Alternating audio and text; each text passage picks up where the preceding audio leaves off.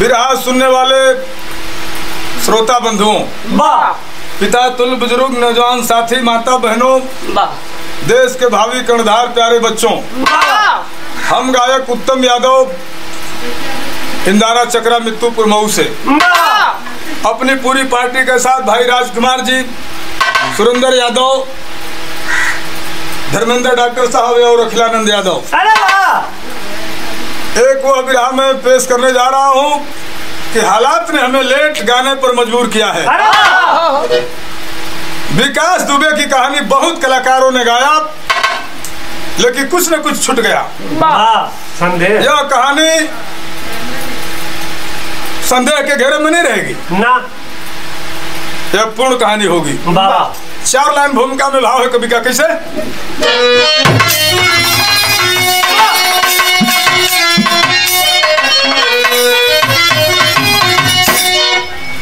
आया है मानव लेकर खुद की किस्मत, गौहर से जीवन को अपने सजाया, दिखाया धरा पर जो पौरुष व ताकत बहा।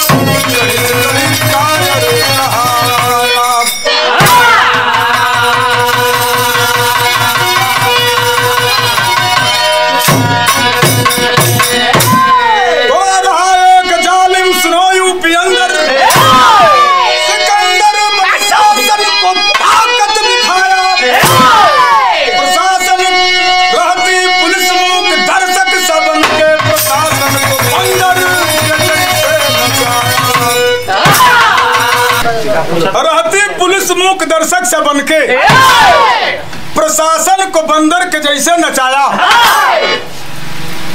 कहानी की शुरुआत करने जा रहा हूँ। बिरहा में एक लाइन कव्वाली बा सुरेंद्र भाई।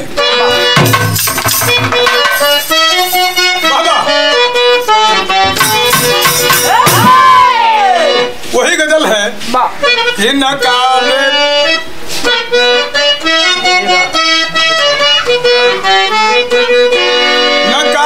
हुस्न मुसलसल उठाई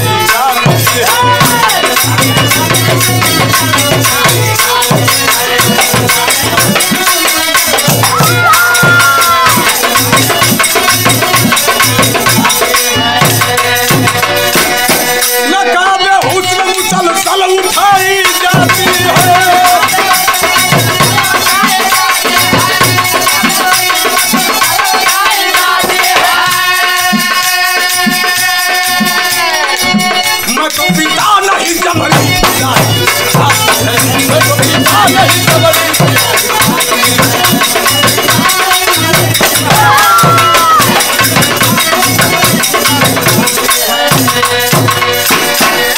लेकिन बिरहा में भाव है कवि महेंद्र यादव एडवोकेट साहब ने भाव दिया है। धरा को समझ लिया आपकी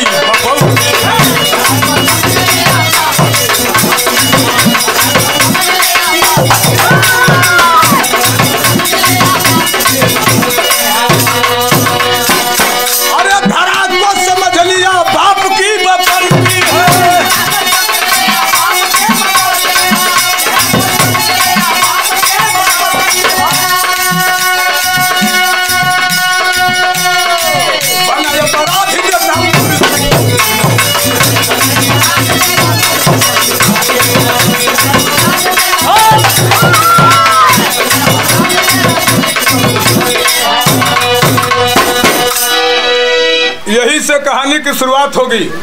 कहानी कहवा के बाद शेर के माध्यम से।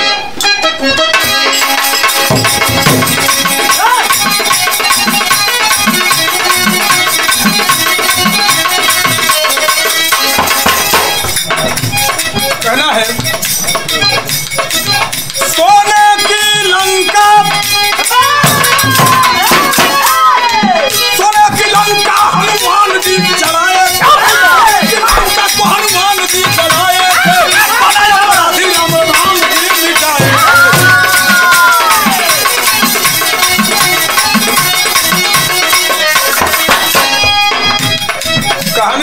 के बाद अरे बात सुनते बा राहुल तिवारी थाना चौबेपुर में आए हैं। राहुल तिवारी थाना चौबेपुर में आए हैं, लेकिन तहरीर देकर दुखड़ा को सुनाए।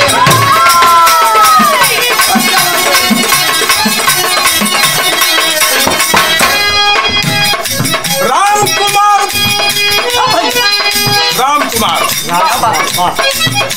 कुमार का बेटा विकास हमको मारा है। राम कुमार का बेटा विकास हमको मारा है। क्या उखाड़ ले काम चलता है।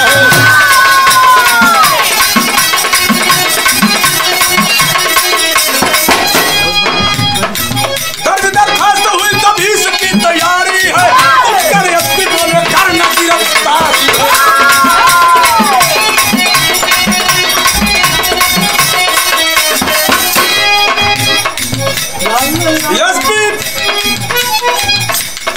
एसपी सिया देवेंद्र मिश्रा को बुलाए हैं। फिकर जाना है फरमान को सुनाए।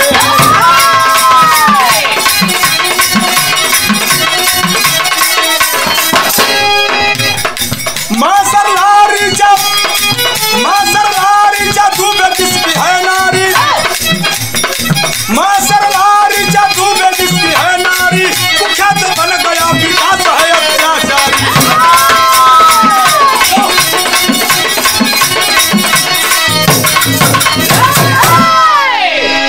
बात को समझ लें। पश्चिमांचल में पूर्वांचल के बहुत पीछे कानपुर देहात एक जिला है। उस जिले में एक गांव है, उस गांव का नाम है बीकरू। वहां के रहने वाले राम कुमार दुबे। दो लड़के हैं। एक लड़के का नाम बतलाया गया विकास दुबे, जो बचपन से ही बहुत चंचल स्वभाव का था। धीरे धीरे धीरे धीरे युवा अवस्था में जवानी के दहलीज पे कदम को रखा। आए दिन किसी से न किसी से मार पीट, छिनैती डकैती शुरू कर दिया। चूंकि बहुत ही सम्मानित परिवार का लड़का था, पंडित बिरादरी में। एक दिन राहुल तिवारी नाम के एक ब्राह्मण को, अपने ही जात के व्यक्ति को बड़ी मार दिया बाजार में, और कहा कि जो उखाड़ना होगा उखाड़ लेना। जाओगे थाने पर जाकर थाने वालों से बता देना कि हमको विकास ने मारा है। विकास के नाम पर वर्दीधारी थर्राते हैं। शासन प्रशासन सख्ते की हालत में आ जाता है। जाकर के 2 तहरीर दिया, 2 बार, लेकिन सुनवाई नहीं हुई। तीसरी बार जो 2 बार दिया था उसकी 2 कॉपी कराया था। तीसरी बार जाकर के एसपी ऑफिस में दे दिया। और जब वहां दरखास्त दी गई तो एसपी ने तुरंत एक्शन लिया। ये तो बहुत खुखार अपराधी है जो 14 मर्डर कर चुका है और इस व्यक्ति को मारा है और मारने की धमकी भी दे रहा है, तो किसी न किसी दिन अवश्य मारेगा। तो इससे पहले इसको गिरफ्तार करो। सीओ देवेंद्र मिश्रा को बुला करके बोले कि बिकरू जाना है। 3 थानों को मैंने सेट कर दिया है, सबको लेकर के पहुंचो, अविलंब गिरफ्तार करो। अभी पुलिस जाने वाली है, उससे पहले ही चौबेपुर थाने का एसओ विनय तिवारी फोन पर करते हैं बात। मित्र दुबे जी, 12 बजे रात में रेड पड़ने वाली है। मामला गड़बड़ है और आप अपने बचाव में जो करना चाहते हैं कर लीजिए। 3 थानों की पुलिस रहेगी, मैं भी रहूंगा, लेकिन थोड़ा हम पीछे रहेंगे। कहा कि ठीक है, कोई दिक्कत नहीं। आज जब इतनी बात हुई, सुनने के बाद एक योजना बना, बिरहा में एक लाइन तरजबा, वह गीत बाप कि अरे पहले का कहीं के अब चल गई ने पुरानिया, उड़ाले मौज बबुनी, उड़ाले मौज बबुनी, अरे तोरे जवाले बात जवानिया।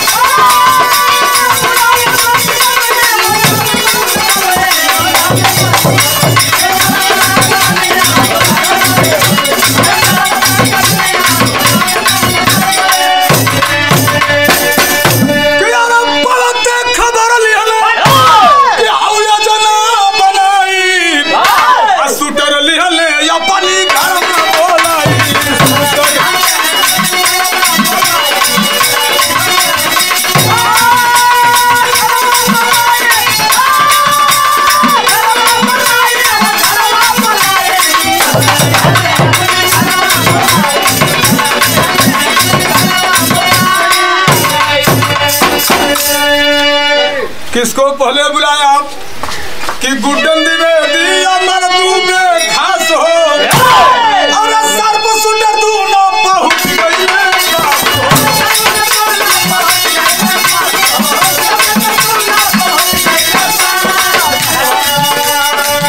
अरे जसबी सब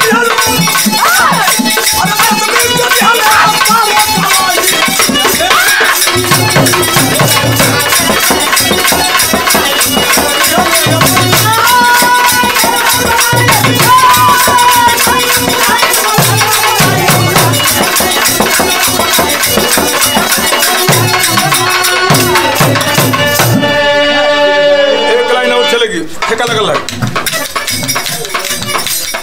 तेरा जसबी सदी है जसबी सदी है रास्ता रो कवाई तू पर चले अपनी घर में बोलाई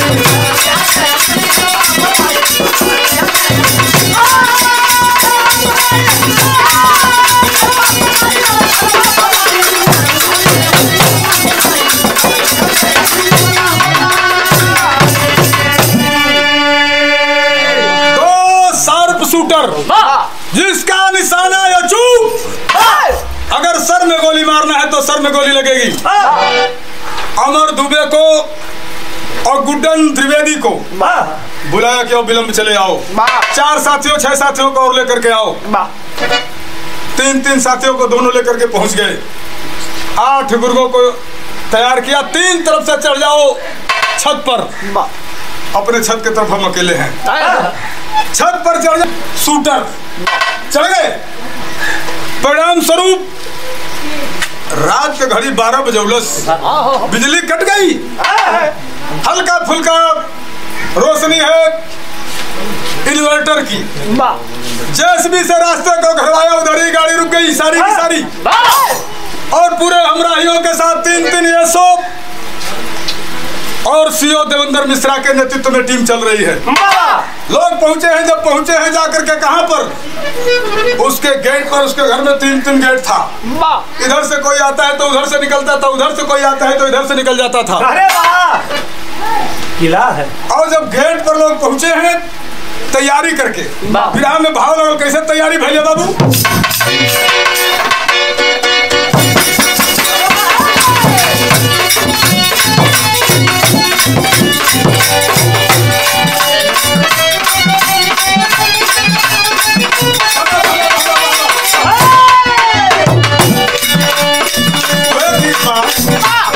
जानल पहचानल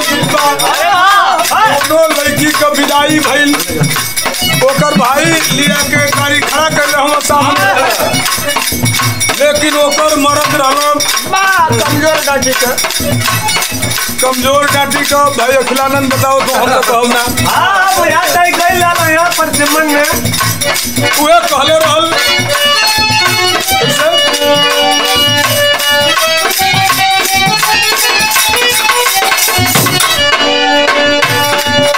गीत तो जान गए जा, लेकिन हम तक बदल के बता देली हम। नहीं हर जाए के तैयारी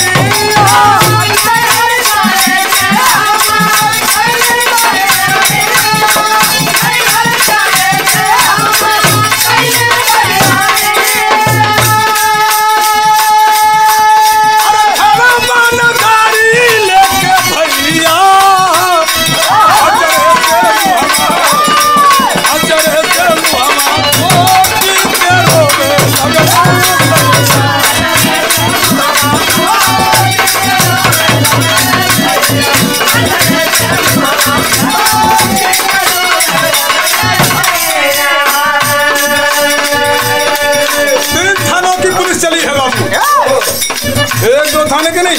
बहुत करार ऑफिसर चले हैं पूरी टीम को लेकर। यहाँ में भावा पाई के खबर चले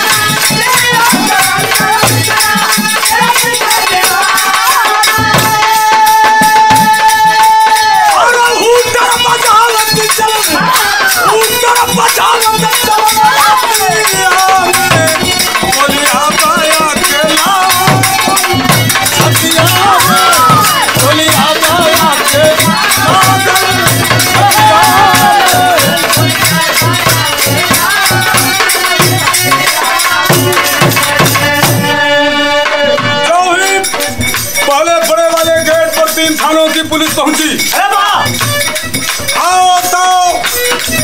आता ताइयों ने नहीं देखा, तुरंत सांस उठाया, तड़ गोली चलने लगी। संजोग से एक गोली चलती है टारगेट बना करके देवेंद्र मिश्रा के छाती को फाड़ करके निकल गई। और देखते ही देखते सारे नौजवानों के सामने, प्रशासन के सामने देवेंद्र मिश्रा अपने दम को तोड़ दिए। जब इस सीन को देखे सिपाहियों ने, जब देखा है तो एक्शन में आ गए। तो कवि को भाव देना पड़ा, क्या भाई पुलिस में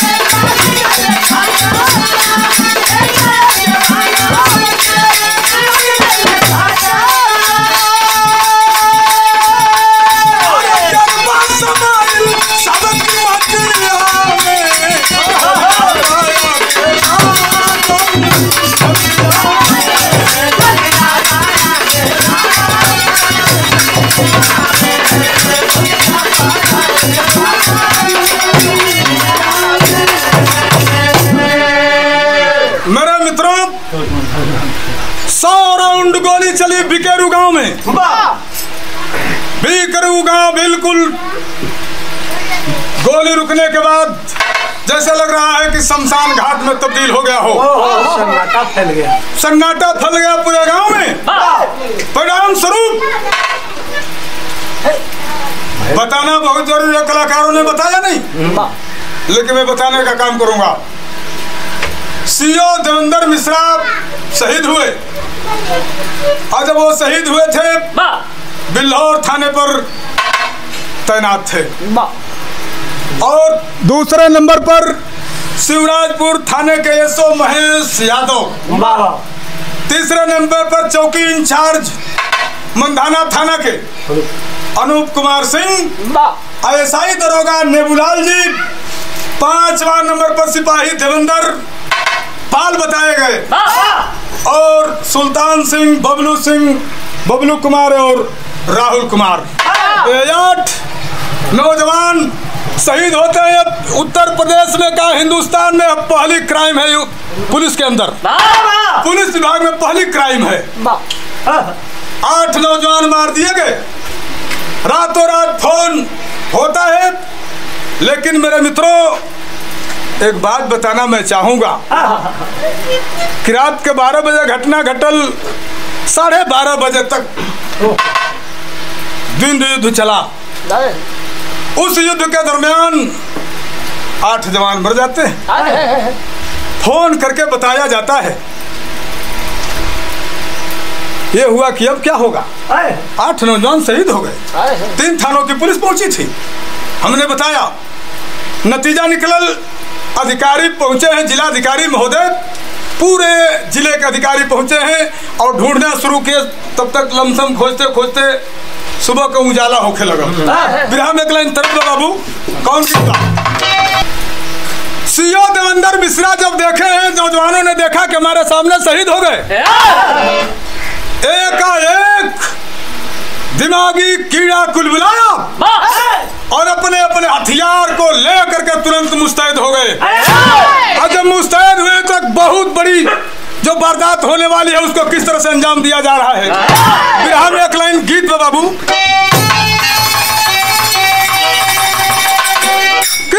सासू मारे तानावा, अरे हाय ना दिया मारे तानावा, तानावा अयो मारे ना, अरे तानावा अयो मारे ना, हमारी आंखें को बेचा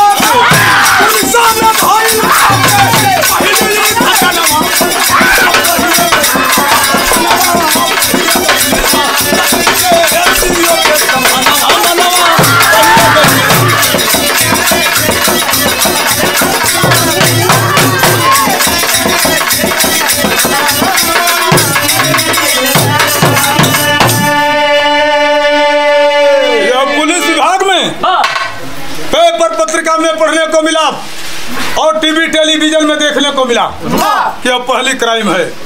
एक वक्त पर कुछ ही पलों में इतने नौजवान पुलिस के जवान शहीद हो गए। ऑन स्पॉट मौका वारदात पर सारे के सारे शहीद हो जाते हैं। कम से कम 5-7 नौजवान घायल हो गए। 12 बजे रात की घटना, आला अधिकारियों को फोन किया गया, सारे लोग जुटे, छानबीन हो रही थी। इधर उधर अधिकारी दौड़ रहे हैं, बिरहा में भाव लगे जात बा। कमन गीत बा,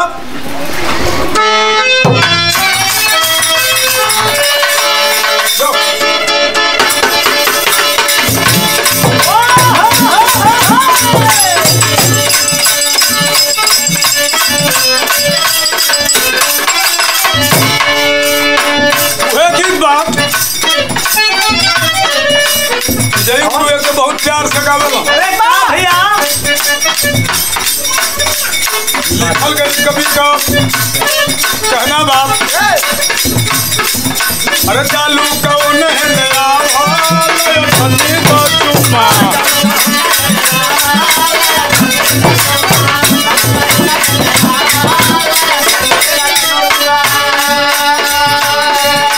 हम बता ना पाइए जगह पर लिखल गई भाव क्या हुआ। अरे घटना घटली बा भारी चलल,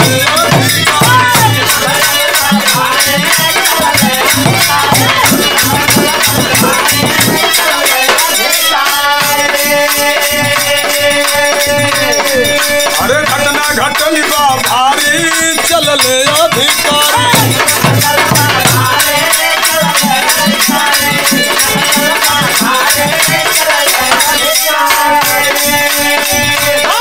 अरे सिल बदल सिया भइल पंचनामा,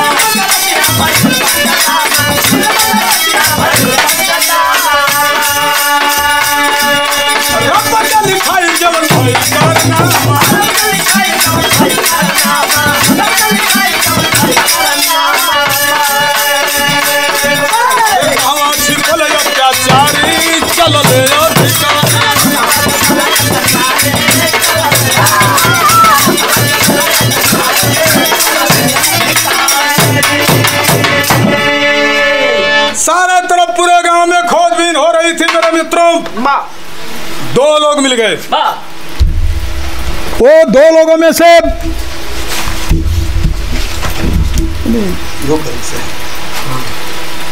दो लोग मिले, प्रेम प्रकाश पांडे।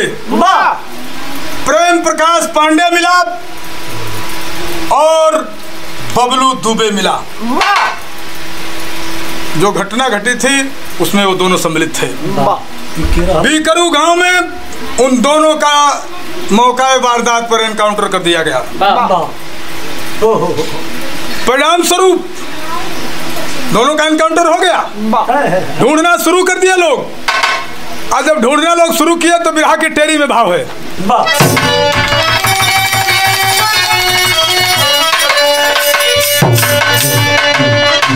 अरे अपराधी जाके कहवा बा छिपल, ए भैया अपराधी जाके कहवा बा छिपल, वो नींद सुला के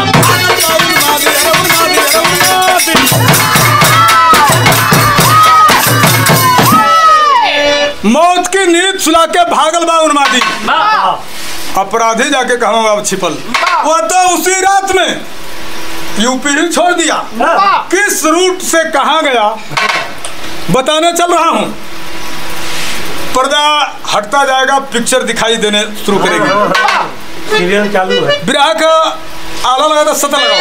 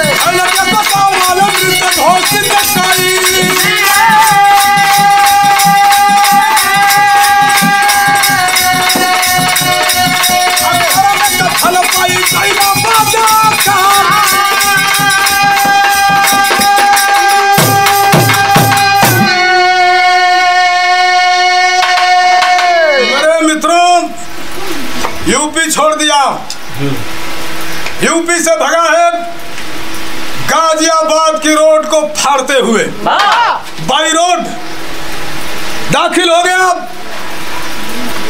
माननीय केजरीवाल जी के दिल्ली में, वहाँ भी 1-2 दिन बिताया। गुड़गांव पहुंचा, हरियाणा में पड़ता है।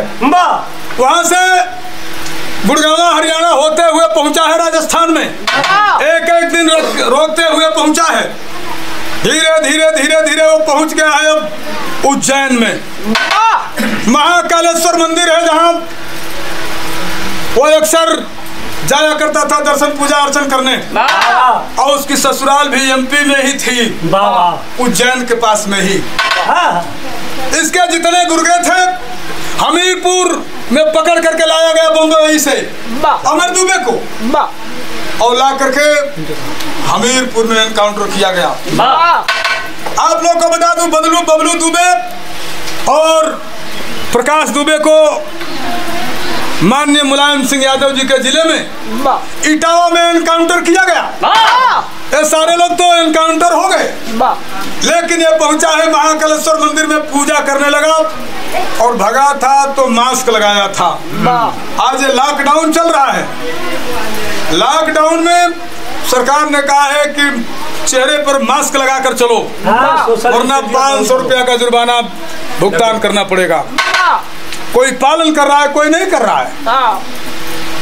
परिणाम स्वरूप जो ही महाकालेश्वर मंदिर में कदम को रखा, वहां का गार्ड था राहुल यादव। उसकी नजर पड़ी, उस वक्त तो मास्क नहीं लगाया था।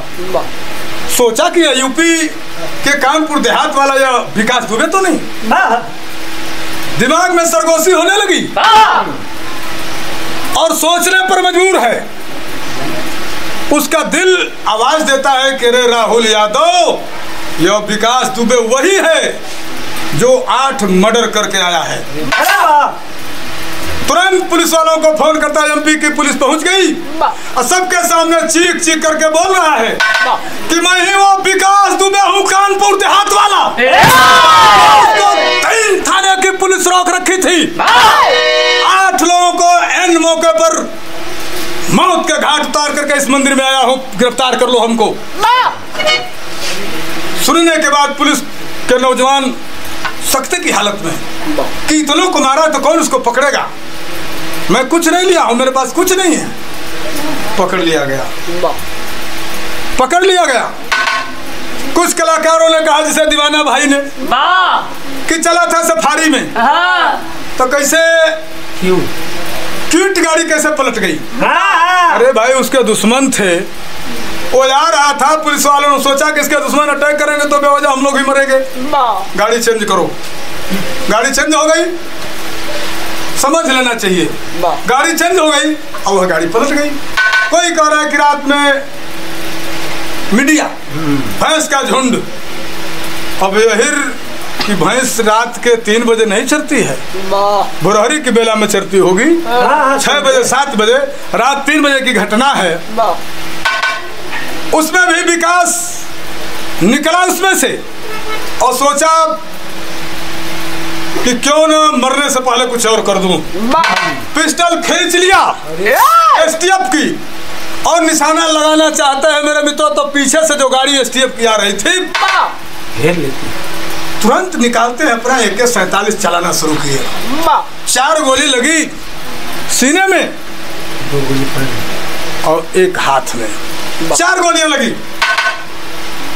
इसमें भी लोग कह रहे हैं कि भाग रहा था तो गोली लगी। बेशक कानून के नजर में वो मुजरिम था, मुजरिम है।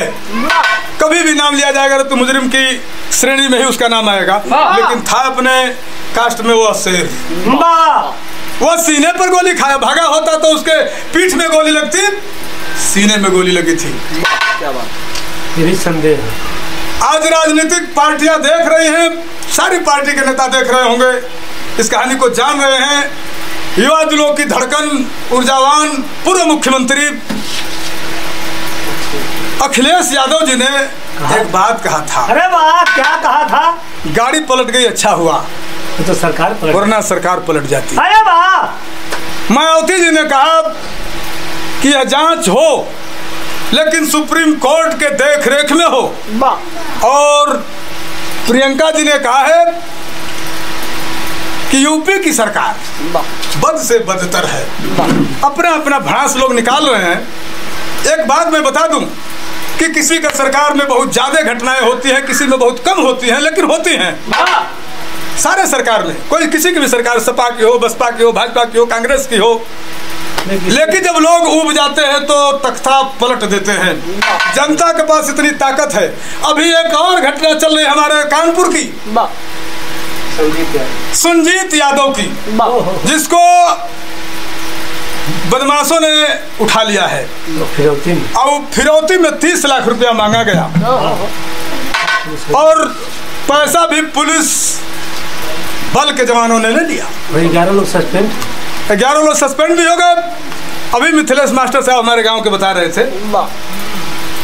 परिणाम स्वरूप आज वो हमारा रो रही है।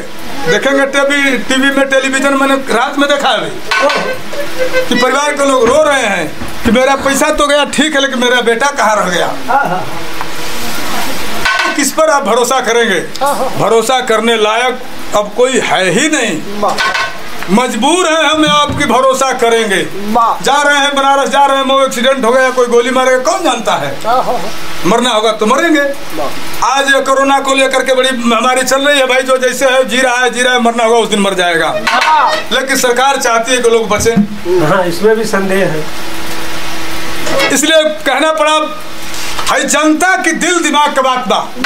बिरहा के खड़ी में ये हम ना बताओ थे, बिरहा लिखाइल महेंद्र कवि लिखा था 2-4-10 लोग कहला कि भाई खड़ी में तब्दीली किया जाए, जनता के दिल की बात को रख दिया जाए कहानी से हट करके। क्या जनता चाहती है हमारे हिंदुस्तान की? खड़ी में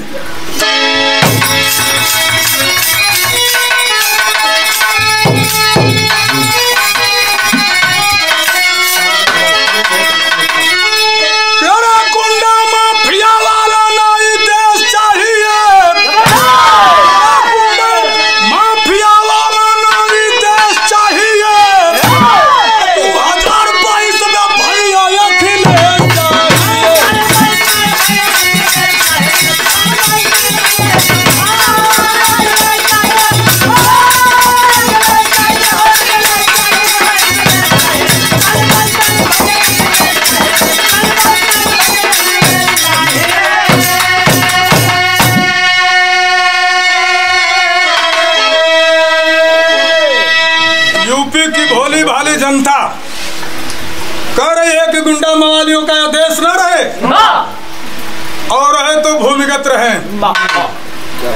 जिस तरह से जग जाहिर होकर के आज सरेआम कत्लेआम हो रहा है, वो हमको नहीं चाहिए।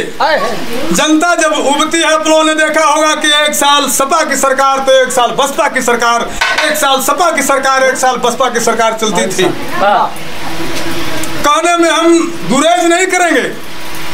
अब लोगों के मन में आ रहा है कि हमको अखिलेश चाहिए, तो आने वाला वक्त शायद अखिलेश का ही होगा जब लोगों का मन है तो। एक लाइन और कहना है क्या?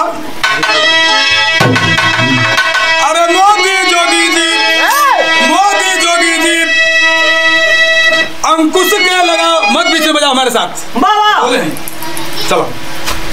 मोदी जोगी जी अंकुश के लगावो, जवान बात समय पूरा देश के चलावो। अरे 2024 में कांग्रेस चाहिए, 2024 में कांग्रेस चाहिए, 2022 में भैया अखिलेश। अरे मोदी जोगी जी, मोदी जोगी जी अंकुश के लगावो, जवान बात समय पूरा देश के चलावो। अरे 2024 में कांग्रेस चाहिए, 2022 में भैया अखिलेश।